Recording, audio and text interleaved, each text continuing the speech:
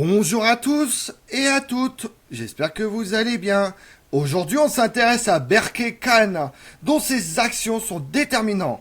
Concernant l'histoire des Mongols, la plupart des gens connaissent Gengis Khan et ses conquêtes ou alors Kubilai Khan. Cependant de nombreux autres dirigeants mongols ne sont pas autant connus. Berke Khan par exemple, petit-fils de Gengis Khan, a commencé sa carrière militaire à un jeune âge. Il a participé à plusieurs expéditions militaires, mais le plus grand moment de sa carrière a été sa domination sur la Horde d'Or, 1257-1266, l'un des états les plus puissants de l'Empire mongol, et sa conversion à l'islam, qui marque un tournant dans l'histoire mongole. Vous voulez en savoir plus sur Berke Khan? Venez avec moi. Hulagu Khan était un autre petit-fils de Gengis Khan et le cousin de Berke Khan. Il était le chef de l'Ilkhanat, un autre état semi-autonome au sein de l'Empire mongol. Amoureux de la beauté de son épouse chrétienne, Khatun, Hulagu nourrissait une aversion pour tout le monde que Khatun n'aimait pas. Naturellement, lorsque les apôtres de l'église nestorienne ont visité Hulagu, ils ont trouvé plus facile de le tourner contre les musulmans infidèles. Désireux d'impressionner sa reine consort, Hulagu a marché pour affronter le monde islamique.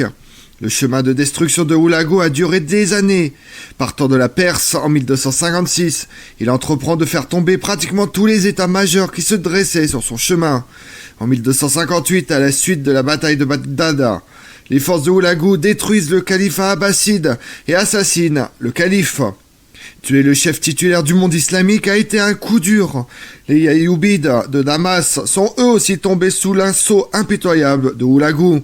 Constatant le fait que les Mongols étaient une force formidable et suivant le concept de l'ennemi de mon ennemi et mon ami, de nombreux royaumes de la chrétienté, y compris plusieurs états croisés, étaient heureux d'offrir leur soutien aux Mongols.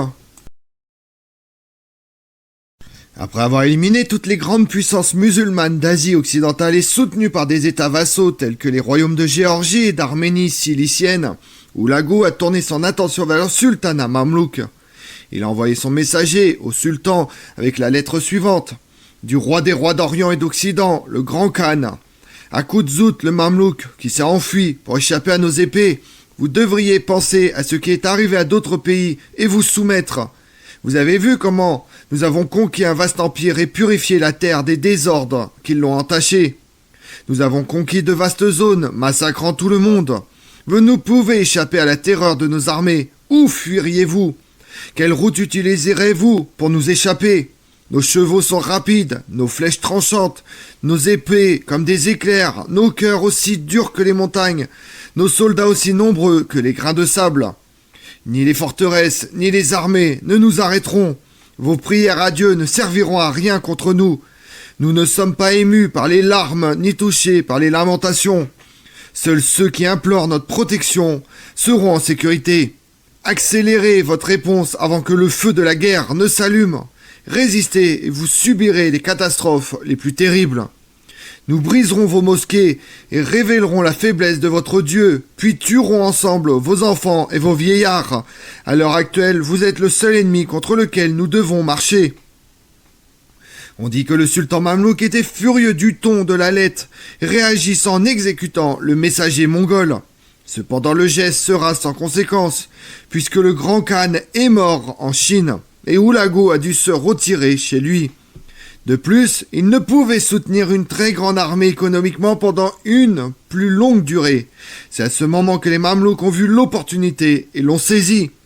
Le sultan Ebaibar a mené l'expédition contre les forces mongoles restantes dans la région et ont réussi à vaincre les généraux de Hulagu et leurs alliés géorgiens et arméniens lors de la bataille d'Ain Jalut. En 1260, Hulagu, à son retour de Chine, il a décidé de faire de la mission contre les Mamelouks son objectif personnel. En 1262, Hulagu décide de lancer une campagne contre les États musulmans pour venger la défaite d'Ain Jalut. Alimenté par la vengeance et commandant une force militaire beaucoup plus importante que celle des Mamelouks, Hulagu était certainement assez capable de décimer ses adversaires. C'est là que Berke Khan est intervenu. Dans sa lettre adressée au grand Khan des Mongols, Berke écrit Hulagu a saccagé toutes les villes des musulmans et a provoqué la mort du calife. Avec l'aide d'Allah, je l'appellerai pour rendre compte de tant de sang d'innocents versés. Berke Khan a tenu parole.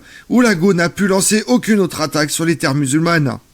La guerre entre Berke et Hulagu de 1262 fut la première grande guerre civile dans l'Empire mongol. Combattue dans les montagnes du Caucase, cette guerre a entraîné la fin effective du pouvoir de Hulagu. Ses forces ont été écrasées près de la rivière Terek par le neveu de Berke, Nogai, et Hulagu a été contraint de battre en retraite. Il meurt en 1265, mettant ainsi fin à son règne de terreur contre les musulmans. Tandis que la réaction de Berke Khan à la crise était rapide, il hésitait à combattre Hulagu, son cousin.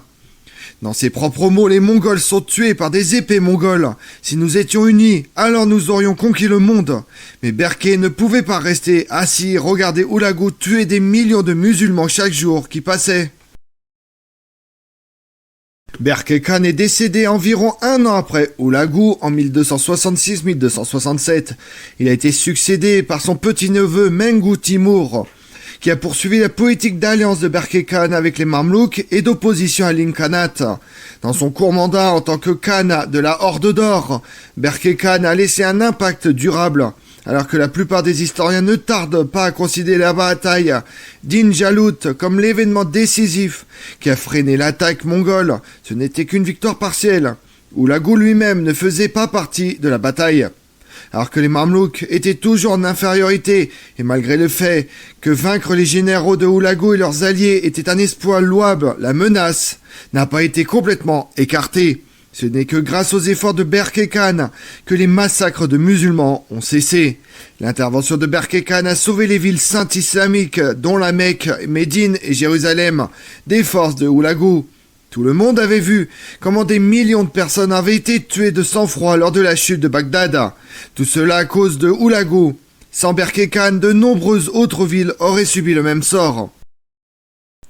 Comme on l'a vu, Berke Khan a embrassé l'islam en 1252 en croisant une caravane qui traversait la ville et les interrogeait sur leur foi.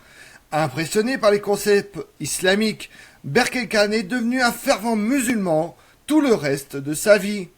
Je vous remercie d'avoir suivi cette vidéo en ma compagnie. Si vous voulez connaître mes autres vidéos, retrouvez-moi chaque matin à partir de 6h45 sur ma chaîne YouTube Tout sur l'Histoire avec Damien, mais également sur les réseaux sociaux, Twitter et Instagram, Histoire Damien. Et pensez à liker, commenter et vous abonner. Je vous remercie à tous.